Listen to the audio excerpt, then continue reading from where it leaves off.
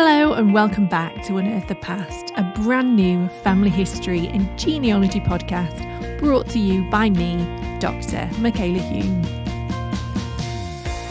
In this week's episode, myself and fellow expert on DNA journey, Paul McNeil, will be talking you through some of the websites that we use day in, day out for our research.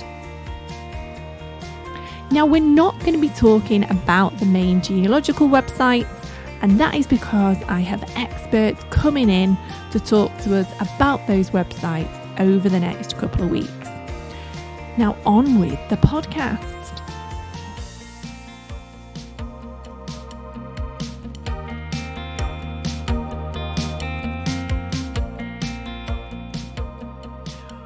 Paul, thank you so much for coming back on.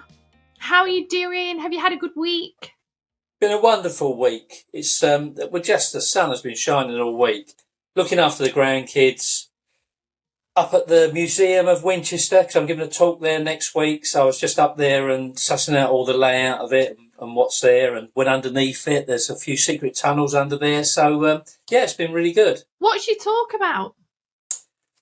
Just me, really. What I normally talk about, A bit about the DNA show that we've done, DNA Journey, ITV show, and a little bit about Winchester, because when we did the Rob Beckett episode with Ramesh, a lot of that was in Winchester, so I'm talking about the history around there. So, just getting a bit of interest, and, it all goes towards a good cause, towards a museum. So, it's a great thing to do, really.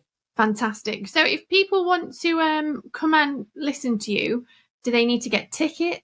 Yeah, so basically on the Winchester Museum Facebook site, if they go onto that, then they can see they can book tickets on there. It's at 6:00 on the 22nd.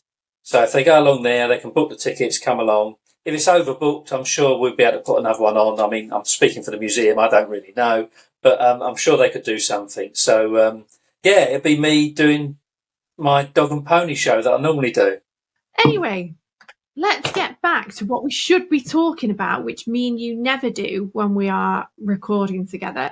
So we're on this week, and then next week, for the next few weeks, we have experts from the big genealogy companies coming on the show. So if you are listening and you have a question for Find My Past, Ancestry, or any of the others, which I'm going to try and get on, please send me a message or send Paul a message, and he'll make sure it gets to me. If you've not checked out his website yet, Time Detectives, do. It's brilliant.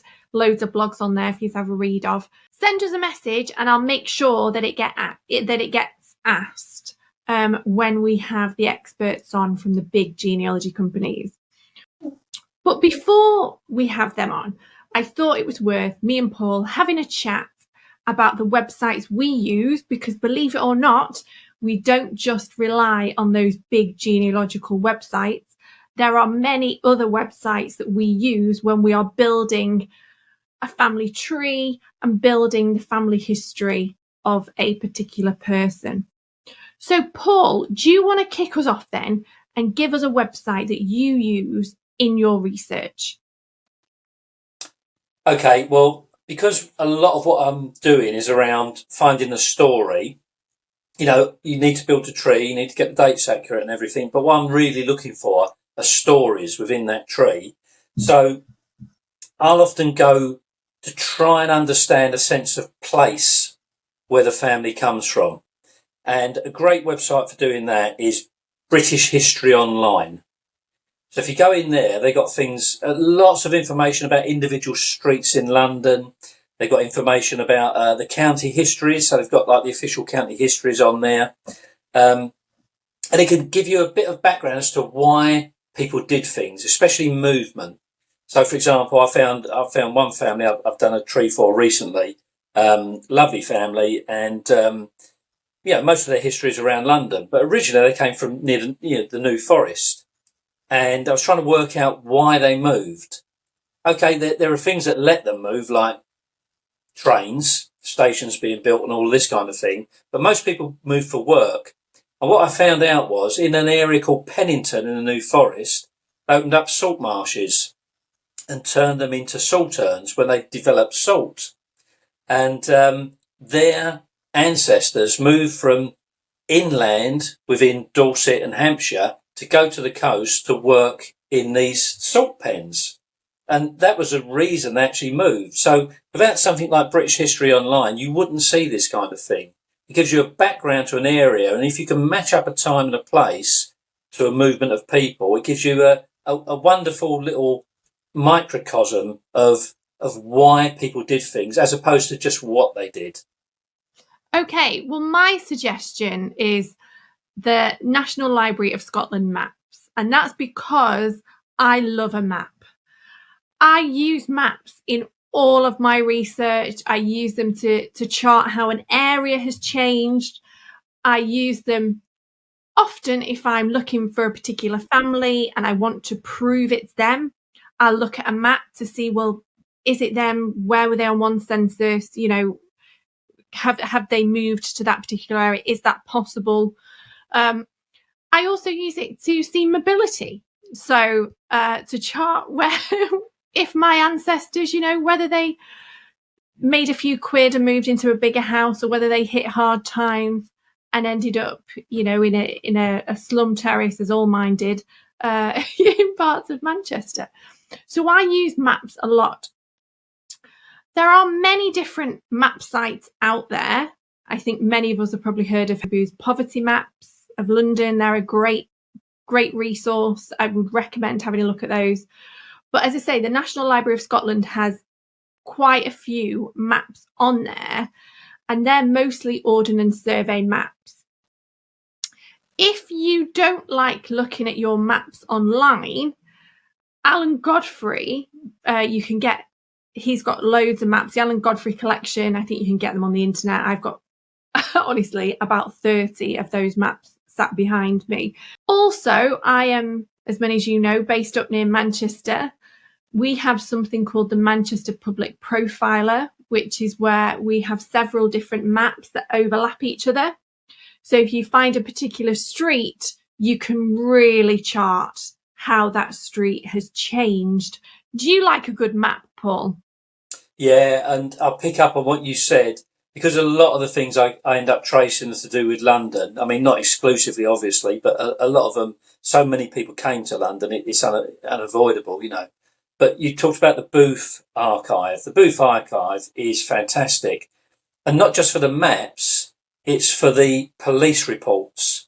So the Booth inspectors went out with policemen to look around the streets. And I'll give you a little anecdote. I had one recently where I looked it up for a family I was tracing.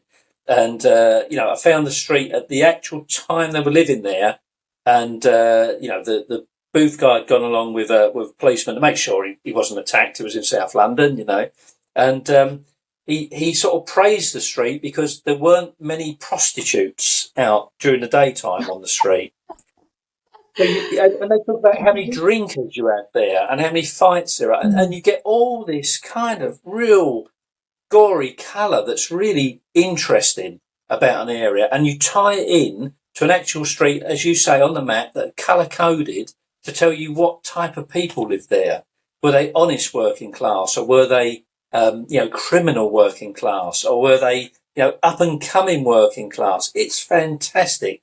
And if you got an ancestor that was a copper, I mean, we all have black sheep in our families. But if you have got one, then they're mentioned by name, and they say what their background is and where they came from. Because a lot of them were from outside London, like everybody else. They came down to London looking for work, and they managed to get into the Met Police. Fantastic source of information, and those maps are just brilliant. They really bring it home to you what areas were like. So the other good resource with maps are tithe maps, because it tells you where a family worked within a village. You can find out which pieces of land they pay tithes on. So the house I live in now, it's not an old house, but it's actually on a piece of land that was owned by the local church in Hamble. And so theoretically, I could be held responsible for paying tithes to the church to get the roof fixed or the fence fixed or whatever. So what you do nowadays is you take out £100 insurance, and if the vicar ever comes over, other than for tea and biscuits, and he's asked after some money, basically the insurance pays out on it. But it never happens nowadays. But back in the day, you go back 200 years, you were paying a percentage of your harvest or whatever to the church for the upkeep of the vicar. So tithe maps are very important, and it shows you where a family lived at that time within a village, which is fantastic, because this is way before the censuses. So it's quite an interesting thing to do. I would go to maybe the Society of Genealogists for that, but you need to be a member. If you're not, you could go to like the genealogist website. It's literally called the Genealogist. They've got some great maps on there, and look Also, through. I Whether was you just can, gonna say, go to your local records office, because when I was looking at tithe maps, I actually went to my local records office. So we always champion sort of how much you can do on the internet, but quite often just get yourself down to the local records office. I went there this morning and they had a new, wait for it, microfilm reader. It was the future. It is the future. I mean, look, I'll be honest with you. I put the reel on upside down first time. And then I managed to fix that because this new computer just flips it around for you. That was great. But then I realised when I wanted to rewind the reel back on to the other reel that I'd not done it properly. So I had to use a pencil, stick it in to the reel. And literally it took me about 10 minutes to rewind this reel back onto the other one. So look, it's all singing, it's all dancing. But yeah, that's where I was this morning. I was at the local records office with a pencil and a pad making notes, because as much as we champion the big genealogical websites, and they are brilliant, they are great, don't get me wrong, you can do so much from your living room, there are still records that are not online, and you have to go to your records office to view them. And that was me this morning when I was looking at Roman Catholic parish registers for St. Helens. Paul, what is the next website that you would recommend to anybody out there researching? well, I think along the same lines, for a good generic search, especially if your ancestors have gone abroad to Australia, North America, Canada, USA, whatever, newspapers.com. So you can get newspapers on Ancestry. You can get newspapers on Find My Past. That's fine. If you go to newspapers.com, they've got so many American newspapers. It's a fairly nice front end. It's quite easy to search. It's a little bit repetitive, but you can once you get used to it, it's quite good to use. And you can turn up so many stories. I mean, recently I turned up one, a guy from the New Forest, went to Bermondsey to be a tanner. So he was working in the tanneries in Bermondsey, fed up with that, managed to get himself across to Canada with his family, ended up on a First Nations reservation teaching farming. And there was an uprising while he was there, the Riel uprising, and he was taken hostage. And they had a vote on whether they should cut his head off and cut his heart out, or whether they should let him go. And there were items in the newspaper saying which of the chiefs had said we should kill him or we should let him go. And basically, because him and his wife had helped the local indigenous peoples when there was a diphtheria outbreak, they decided to let him live. It was fascinating. I found all that out through newspapers.com, mainly because the guy had been held hostage, and it was life or death. A guy from the New Forest that used to work in Bermondsey in a tannery, and all of a sudden he's on the other side of the world, and he's in it's almost like science fiction to him. He's in a world that he's got no knowledge of, and he's just trying to help people where he can. So whatever the ins and outs of it, and the political side of it, it's a fantastic story for a family, and you get pictures of people. So in his obituary, there were pictures of him, so we know what he looks like.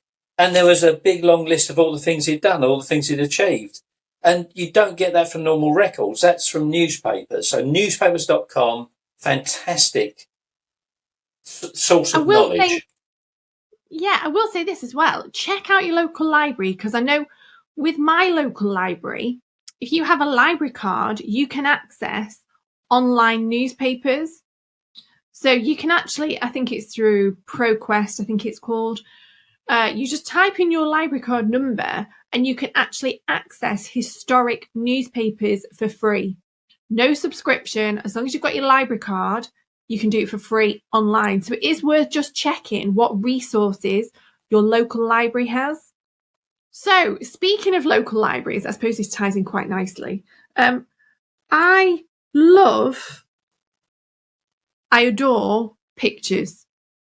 I think pictures are fantastic. And I try and find pictures wherever I can. And I would like to, I suppose, put forward several websites, local history websites that contain image archives. Now, the easiest way to find out if your local area has an image archive is probably just to do a Google search. So go onto Google. I live in, I'm from Stockport. So I just type in Stockport Image Archive or Stockport Local Image Collection. And there is an online image collection of Stockport where I live. And there are pictures going back, into the Victorian period and more recent ones from when members of the royal family came to Stockport and whatever. So it is worth checking out your local archives to see if they have any online resources. As I say, most of them do. I know my two closest ones, which would be Manchester and Stockport, both have online image archives. The other website I use for images, believe it or not, is eBay. I am a massive fan of eBay. So whenever I'm researching anywhere, be it a road or a place, I type the road name in eBay because you often find that that road, somebody took a picture of it years ago and turned it into a postcard. Our ancestors loved to turn random images into postcards. When I was doing the research into guest houses in Blackpool and I was writing the history of the guest houses in Blackpool, all the houses that I wrote about on my website are all front covers, they're all the cover pictures of postcards. And then I decided when I had the postcards, I was going to write about the history of the guest houses. So check eBay. That's what I would say. Check eBay. Don't steal anyone's pictures. If you like an image on there, make sure you buy it. But it's always worth checking out eBay. Paul, what is your next website?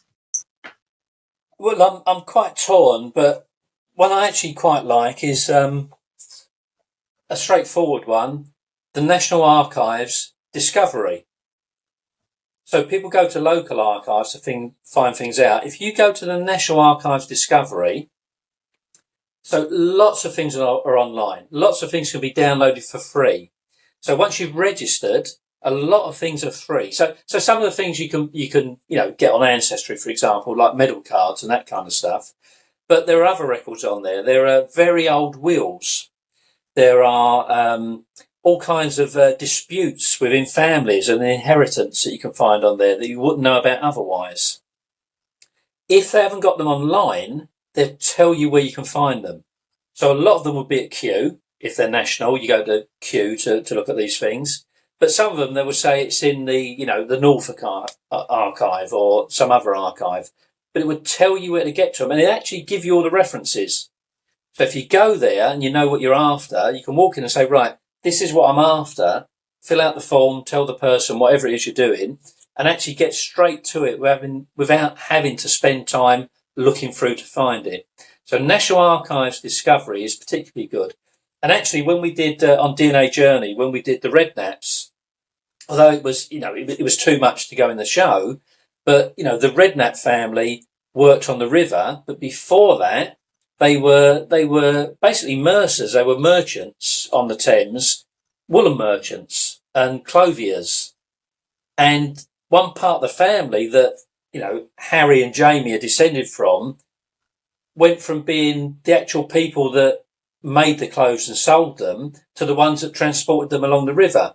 And we found wills on there that were talking about inheritance and this kind of thing. And actually lots of legal cases. They were very litigious, the Redknaps in particular, and people suing each other for different things. And they were the up and coming class of mercers that were challenging the aristocracy and taking members of the aristocracy to court. And sometimes, even if you can't get the whole court case online, you can find who was suing whom. And that was very powerful in showing where a family came from. So it's a wealth of information, but you go to National Archives and then go to Discovery and search through it. Naval records, all sorts of things. As I say, some are duplicated on other sites, but there's a lot on there that you can't get anywhere else. And even if it's not the full record, it will point you in the right direction. It will tell you where you can get that record from. So I think that's a great site. Okay, up next, I would like to propose cemetery, or should I say burial websites. I'm a massive fan of burial websites. I think I tell everyone every week that my PhD was in how the Victorians buried the dead. But for the past couple of weeks, I've been researching the history of a gentleman who is going to come in on the show. He's an athlete and he's going to come on the show in a few weeks. That meant that I needed to find out where his ancestors were buried. That information is not on, at the moment, any of the big genealogical websites. However, the local council, in my case, St. Helens, which is where I've been researching, have put online burials and cremations. That has proved invaluable for me because there are people in the grave that I didn't know of, that I hadn't come across in my research. And it turns out that they are relatives. Burial websites, definitely in the UK. So it is worth checking whether your local council has actually put their burials online. You don't get loads of information in terms of, look, I don't get an address, but I do get the age that the person died. I get the name. I then get the grave number. Once I have that information, I then go along to the cemetery, hope there's a headstone, and often the headstone will tell me how those people are related. Even if their surnames don't match and you're not quite sure, if there is a headstone and you are lucky enough that there is a headstone, it normally says, mother of, sister of, whatever, husband of. So I highly recommend doing a search, again, just a simple Google search, to find out if the cemetery that you have somebody in, if those records are online. Okay, so Paul, you are up next. Okay, well, you've got your eBay. I've got my Facebook. Oh, So Facebook is brilliant. And it's interesting. It kind of, I really got involved in researching on Facebook when I did some work recently. Well, actually, it was over the last 3 years for a Chinese documentary maker, and they've done a documentary about a ship called the Lisbon Maru, which was a POW ship that was taking prisoners of war from Singapore to Japan for internment, and it was an armed ship. And on the way, an American submarine called the Grouper spotted it, looked it up, saw it was an armed merchantman. They didn't know there's prisoners of war on it, and they torpedoed it. Ship went down. Some of the prisoners got out. Some were locked in like the pens under the decks on the ship, and there were all kind of atrocities happened. It was pretty bad, but a number of the prisoners were rescued by Chinese fishermen, and this company has made basically a documentary film about it. But they wanted to talk to some of the descendants of both the prisoners and the crew of the USS Grouper submarine. So I started doing trees to try. They contacted me and asked me if I would look at it, and I said, yeah, I'll have a look at it. So I started doing trees for these people, but the way I contacted people was through Facebook. Facebook was brilliant for getting in touch with people, saying, look, do you know about this? And some people knew they had ancestors on the ship. Some had survived and had spoken about it, and they would put entries up in World War II pages and things like that. So I went through Facebook trawling, trying to find people with the right names. And some of the American ones had quite interesting names, sort of Eastern European names that were slightly easier to trace. So I actually traced the descendants of a number of the crew of the USS Grouper and a number of the POWs that either survived or died on the Lisbon Maru and got them together and put them in touch with this Chinese documentary company. And funny enough, I just found today I've been invited to the premiere in August at the BFI in the South Bank. Oh, amazing! That's good. But That's really good. a lot of that tracing outside of the actual grunt work of building trees was contacting living people, and not even through an ancestry link, because I'm not linked to them. I can build a tree and I can pick people up from that, but most people don't have their DNA on Ancestry. So how do you find them? You look for an unusual name, you pick it up on Facebook, you have a look and see if you can build a tree with them in it, and then you contact them. And you try and be reasonable about it and say, look, this is what I'm doing, this is who I'm working for, this is what I'm trying to find out. Is your grandfather so-and-so captain of the USS Grouper, or was your grandfather trooper so-and-so from the Singapore garrison who died during the Second World War?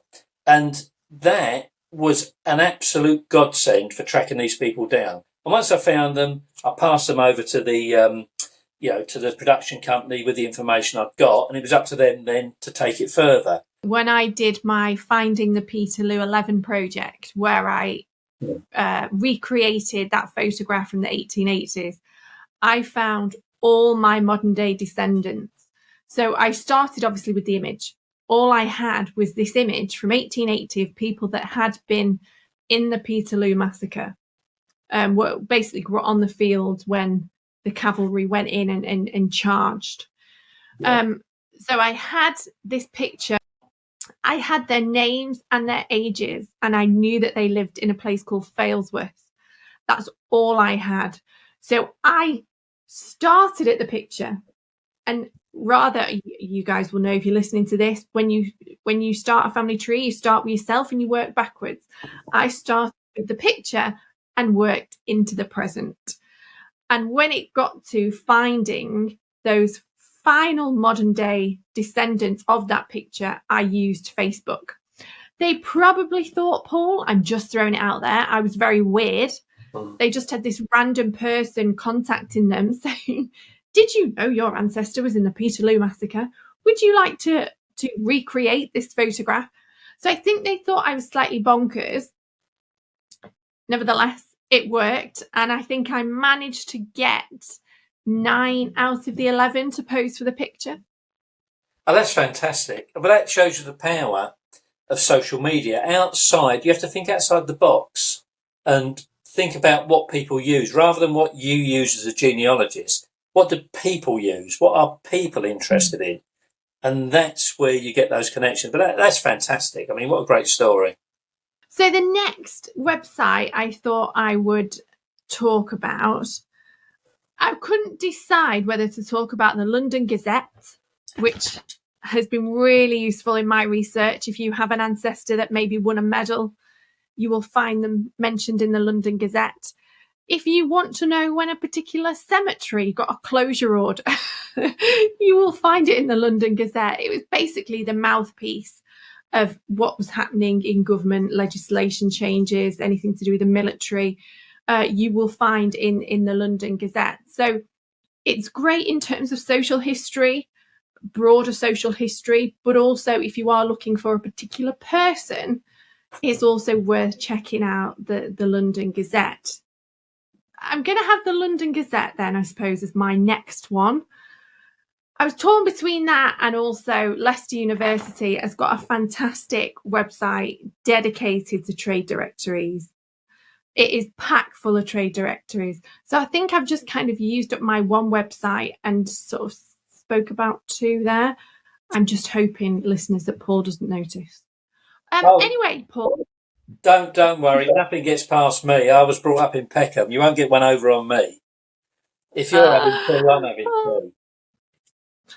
So my 2 are, and I was torn between these 2 the way you were. It's really hard, but I've tried to go for something that's got a wide appeal, mainly with a UK audience, but there'll be descendants of people that are touched by this, living all over the English speaking world, if you like. So the 2 sites I had for my 1 site, for my 5th site, are The Long Trail, which is a World War Great One site. brilliant Pardon? website. Yeah. It's got regimental histories and all sorts. I mean, they would tend to ask for a small donation. You can sign up. It's not very expensive. Mm. There's a lot of information you can get for free, but if you do sign up, you can get more detailed information. And there are war diaries on there and all sorts. And what's interesting is there are additions to it from the descendants of people who fought in the First World War and have put up the reminiscences of some of their ancestors. So there's tons of stuff in there to trace a regiment and to understand roughly what went on. It's very, very useful. And the other one alongside that, so if you're looking at World War One, that's one I would go for. As you've had two, I'll have two.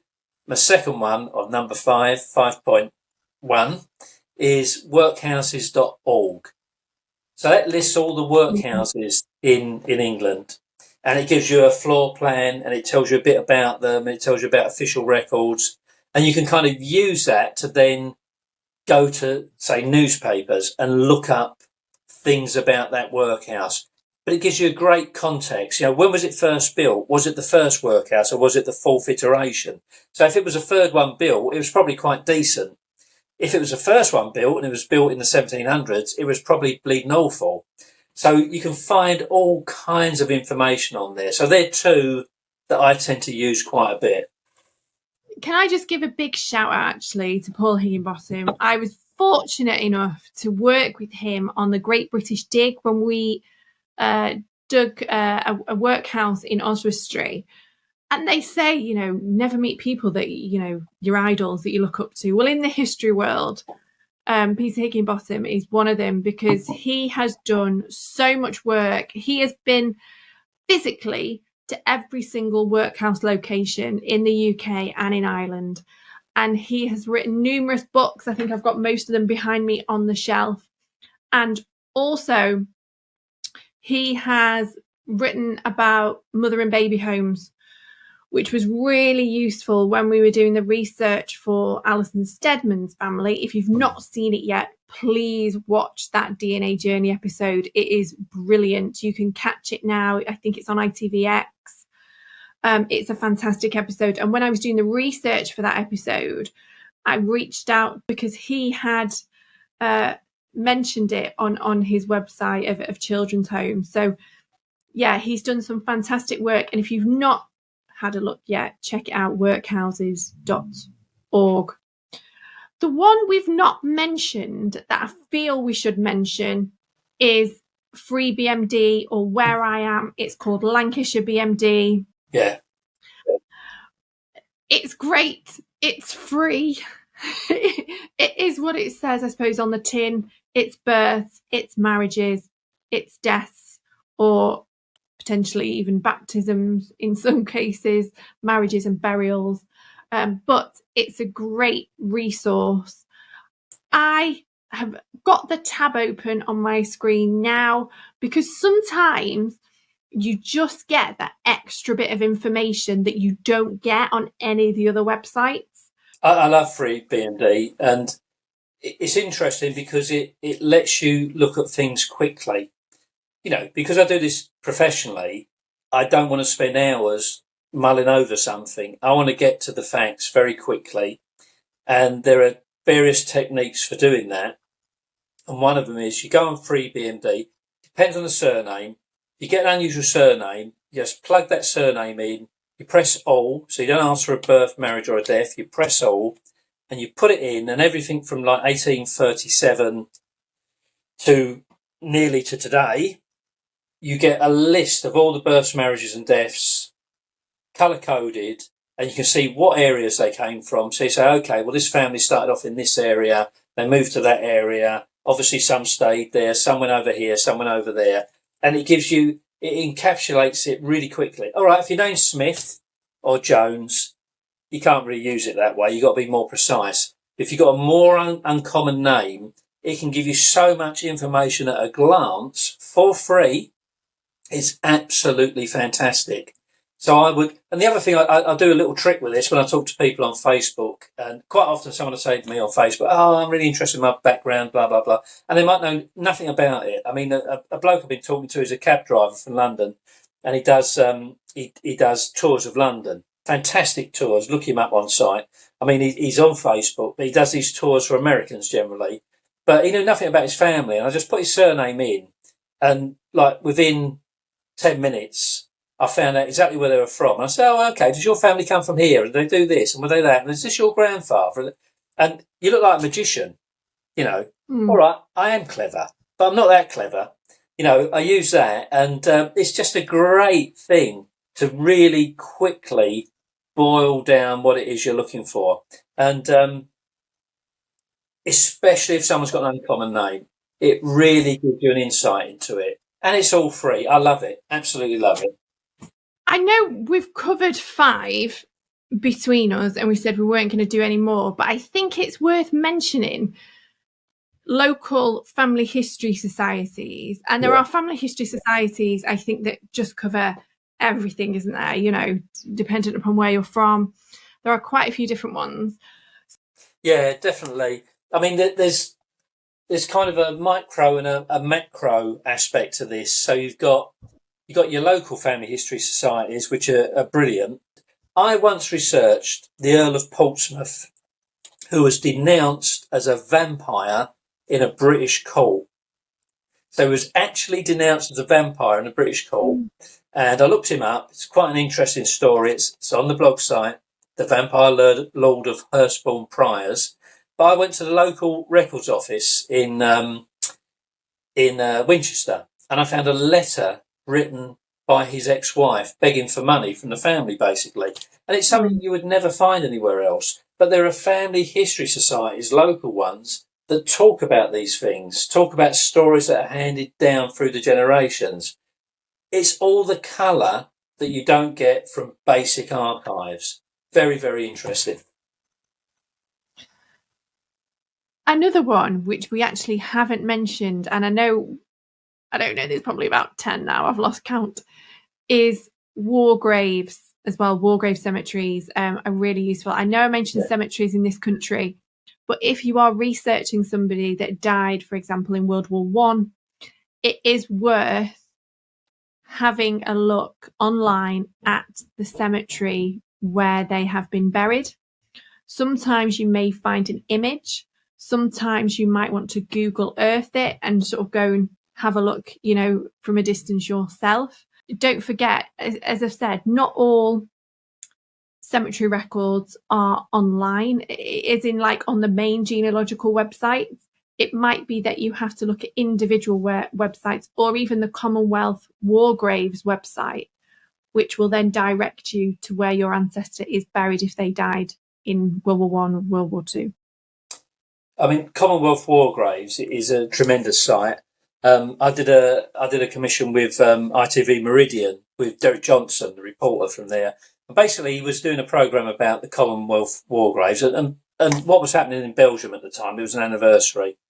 And one of the curators there came to him and said, "Well, it's very strange because there are 2 guys on this commemoration that have never had anybody from their family come back to find out about them. So most people have family that come back, and there were 2 called the Bindoff brothers, Bindoff, and we did a program about it called The Twins Who Were Killed on the Somme.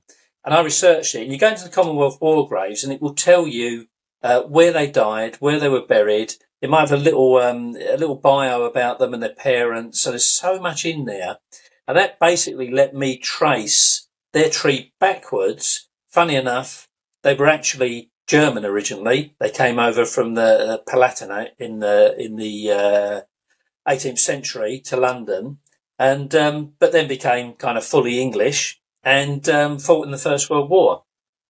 Nearly, over 100 years later, nearly 200 years later, and they were both killed by the same shell. They were twin brothers killed by the same shell on the Somme, obviously at exactly the same time.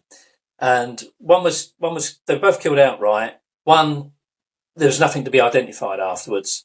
unfortunately with these shells, it could vaporise you if you were right in the centre of the explosion. And only one body was buried. And I found, using the information from the Commonwealth War graves, I could find information about their parents.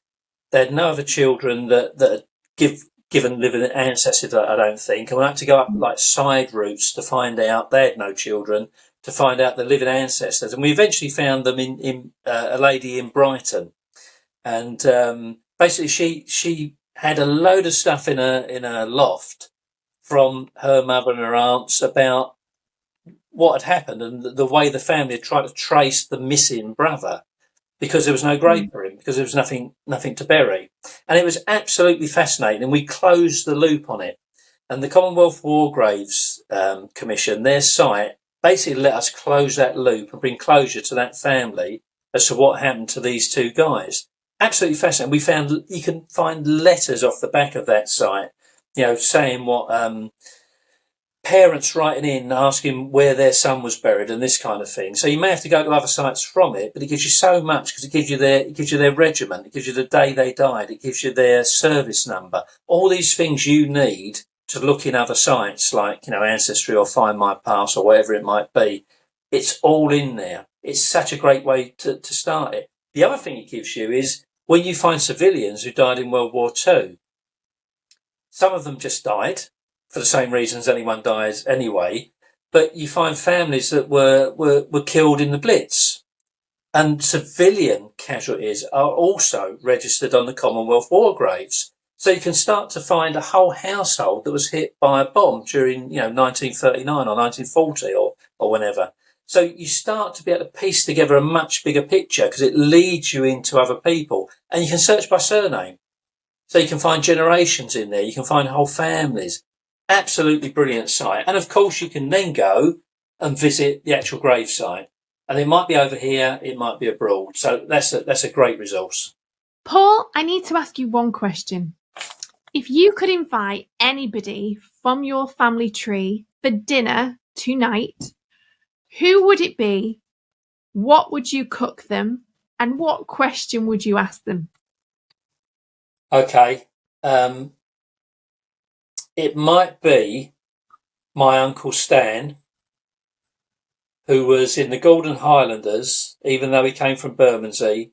And there's a long story about that, about him going AWOL. I won't go into it. He ends up in a skirt in the Golden Highlanders. And he was out in Java just as the war was ending. And he was out there when a group of engineers broke into the Bank of Batavia, got into the vaults, stole everything that was in the vaults and buried it in the jungle.